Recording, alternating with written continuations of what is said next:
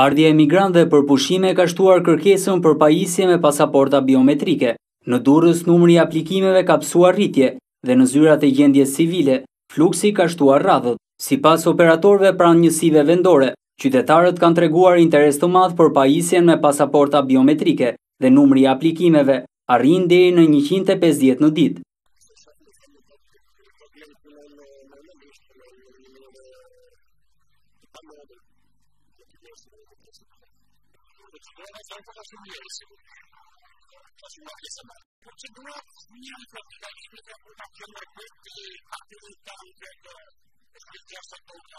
Në ditët në vijim të muajit gusht, aplikimet për pasaportën e re pritet të rriten, jo vetëm në këtë qytet, por në mbar vendin.